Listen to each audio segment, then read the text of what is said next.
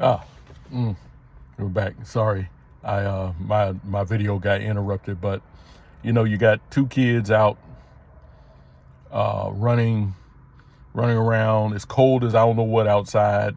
2 days before Christmas, and they decide to break into someone's vehicle for what? They didn't take anything or whatever, but why? But it's going to continue to happen, and the kids are already dangerous. They're already dangerous. You got kids out here carrying guns on them. And that's why I went up them stairs, because like I said, I wanted to punch them rascals, but I was like, I'm not stupid. And, I went up the stairs and they found out the only weapon they had on them was a flashlight and a glass breaking tool.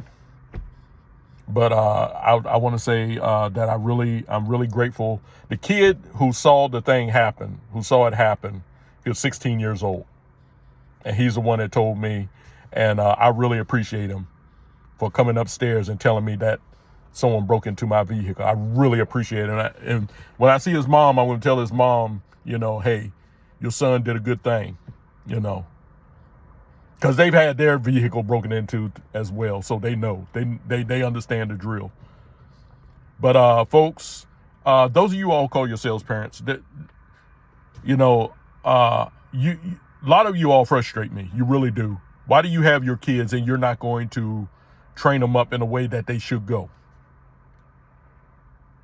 And I believe it's true what the Bible says, in the last days, the love of many will wax cold, because that's what I'm seeing. I'm seeing a coldness with these people. I'm seeing a lot of parents, they don't care. They don't care. Oh, my child did this. Okay, well, whatever. He's a good kid, though. He disrupts his class. He doesn't make good grades and all that, but he's a good kid. Yeah, golly gee willikers. But anyway, if we want the crime to stop, first of all, the powers that be, we need to start severely punishing these kids. There's no fine way to put it. They need some discipline. And if they're not getting it at home, then maybe the streets can teach them some discipline. And when I say the streets, I'm talking about the governments. But the governments, they're as bad as the parents. Oh, they're good kids. We just got to give them a chance. Yeah, but yet and still, every year they get worse and worse. They are worse. The kids of today are worse than the kids were in my day. And we did our little devilment back then too. I'm not trying to make myself like I was an angel back then. But the kids of today have no comparison to the kids back then. Parents too. And black folks, you all need to get off this race thing. This race thing is going to be the death of black folks, because y'all going to continue to ignore the obvious. You're going to continue to ignore it. And then when crime comes knocking your way, it might take your life. And you all can sit here with your heads in the sand if you want to. And then when your kids get killed by another kid that look, oh, well, we need to stop the violence. We need to stop the violence. Well, you want to stop the violence? It starts at home. Start going upside your kid's head. I'm not talking about being bloodthirsty about it. I ain't talking about abuse or anything, but you need to go upside their heads, and you need to put your foot down and say, look here, I'm the parent, you're the child. You don't run things here.